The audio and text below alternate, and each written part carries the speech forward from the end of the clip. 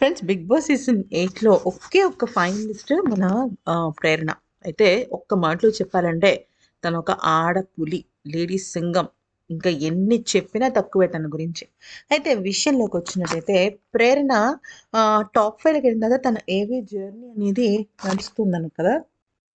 అయితే ఇక ఫస్ట్ మన గౌతమ్‌ది, తర్వాత అవినాష్‌ది, తర్వాత నిఖిల్‌ది, తర్వాత ప్రేరణదనమాట. సో, ఇట్లా పెట్టాడు బిగ్ బాస్.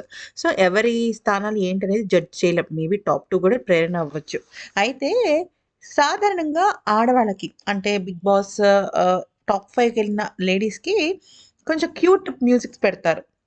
అంటే ఎలాగంటే, 'ఓ బేబీ' అలాంటి క్యూట్ క్యూట్ మూవ్‌మెంట్స్ పెడతారు కానీ, ఎక్కడ కూడా చెప్పాలి అంటే ఒక మంచి రౌద్రంతో కూడిన మ్యూజిక్స్ అలాంటివి పెట్టరు.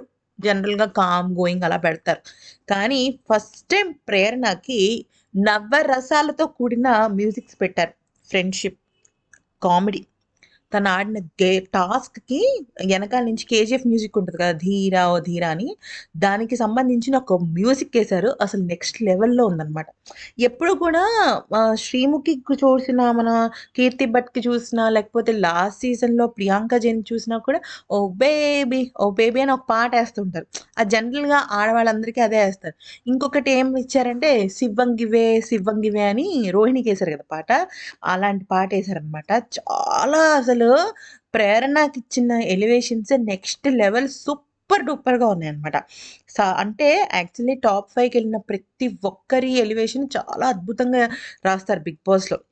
ఆ ఎలివేషన్స్ కోసమైనా టాప్ 5కెళ్ళాలనిపిస్తది. చూసే జనాలకి గాని, 'బిగ్ బాస్'కెళ్ళాలనిపిస్తది. లేకపోతే అక్కడున్న కంటెస్టెంట్స్ గాని, అబ్బా! మనం టాప్ 5కెళ్ళుంటే ఎంత బావుండేదో అనిపిస్తుంది. అంత అద్భుతంగా వాళ్ళు రాయడం గాని, ఆ మ్యూజిక్ గాని, అది ఫుటేజ్ గాని చేస్తారు కదా! ప్రేరణదయితే నెక్స్ట్ లెవెల్‌లో ఉంది. ప్రేరణ అయితే ఏడ్చేసిందనమాట. లిటరల్‌గా టియర్స్ వచ్చేసాయి. అంటే ఒక టాప్‌కి వెళ్ళడం, మన లోపలికెళ్ళడం అలా అనమాట. సో, ఈ వీడియో గనుక నచ్చితే లైక్ చేసి సబ్స్క్రైబ్ చేయండి. మీకు కూడా ప్రేరణ విన్నర్ అవ్వాలనుకుంటే కామెంట్ సెక్షన్‌లో తెలియజేయండి.